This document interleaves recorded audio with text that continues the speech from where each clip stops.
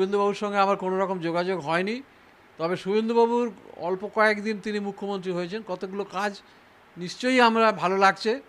যেমন মহিলাদের ফ্রিতে তারা যাওয়া আসা করতে পারবে বাসে, এইটা একটা বড় জিনিস।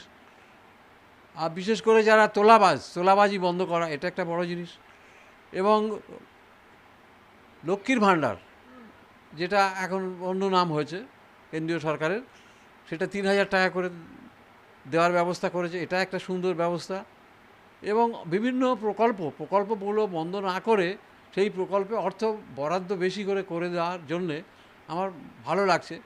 বিশেষ করে প্রতিবন্ধী ভাতা, বার্ধক্য ভাতা আরও 1,000 টাকা করে বাড়াবার সিদ্ধান্ত তিনি গ্রহণ করেছেন। এইগুলো আমার অনেকটা ভালো লাগছে যে মানুষের কল্যাণে। এবং সমস্ত পুলিশকে বলেছেন তোলাবাজি বন্ধ করতে হবে।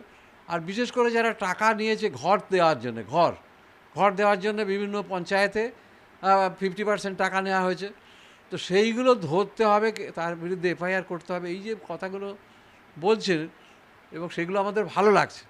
এবং সেই জন্যে আমার মনে করছে যে শুভেন্দু অধিকারী যদি আমাদের সুযোগ দেয়, তাহলে আমরা শুভেন্দু অধিকারীর সঙ্গে দল করতে পারি, এদের সঙ্গে দল করতে পারি, বা বিজেপির সঙ্গে দল করতে পারি আগামী দিনে, যদি আমাদের সুযোগ দেয়। কারণ আমরা রাজনীতি করেই অভ্যস্ত, দীর্ঘদিন রাজনীতি করেছি, চুপচাপ থাকতে পারি না, তৃণমূলের সঙ্গে আর থাকতে পারছি না। সেই জন্যে বিজেপির সঙ্গে যদি ওরা নেয়, তাহলে আমরা থাকতে পারি।